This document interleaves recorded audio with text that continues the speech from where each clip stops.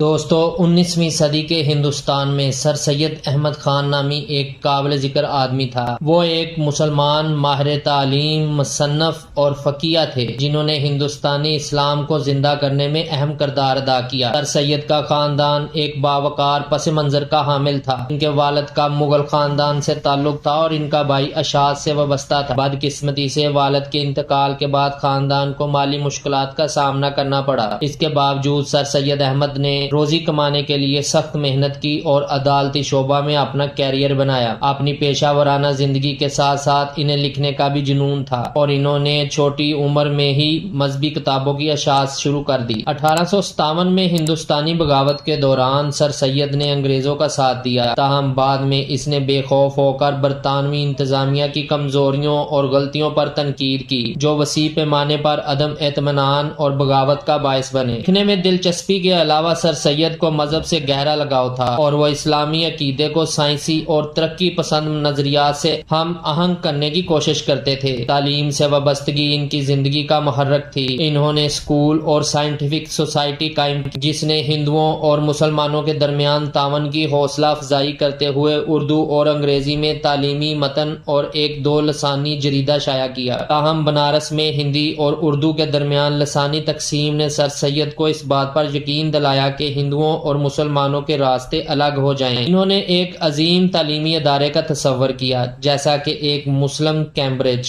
اور اس کے قیام کے لیے کام کیا۔ دوستو 1857 میں علی گڑھ میں مسلم اسکول کی بنیاد رکھی گئی جو بعد میں ایک کالج کی شکل اختیار کر گیا۔ مخالفت کا سامنا کرنے کے باوجود سر سید کا کالج ترقی کرتا رہا اور ہندوستانی اسلام کی تعلیمی کوششوں کا مرکز بن گیا۔ انہوں نے آل انڈیا محمدن ایجوکیشنل کانفرنس کا انعقاد کیا جس نے تعلیم کو فروغ دیا اور مسلمانوں کو اکٹھا ہونے کا پلیٹ فارم فراہم کیا۔ سر سید نے مسلمانوں کو مشورہ دیا کہ وہ اپنے آپ کو فعال سیاست میں شامل نہ کریں بلکہ تعلیم پر توجہ دیں۔ وہ انڈین نیشنل کانگریس کے مقاصد سے متفق نہیں تھے کیونکہ ان کا خیال تھا کہ فرقہ وارانہ تقسیم اور محدود تعلیم اور سیاسی تنظیم والے ملک میں پارلیمانی جمہوریت منصفانہ طریقے سے کام نہیں کرے گی۔ ان کے مشورے پر بہت سے مسلمانوں نے عمل کیا اور انہوں نے کچھ عرصے کے لیے سیاست سے کنارہ کشی اختیار کی، یہاں تک کہ بعد میں انہوں نے اپنی سیاسی تنظیم تشکیل دی۔ اپنی پوری زندگی میں سر سید احمد خان کا تعلیم کے لیے جذبہ اور ہندوستانی مسلمانوں کے اتحاد اور ترقی کے لیے ان کی لگن نے ایک لازوال میراث چھوڑی جس سے وہ تاریخ کی ایک حقیقی بااثر شخصیت بن گئے۔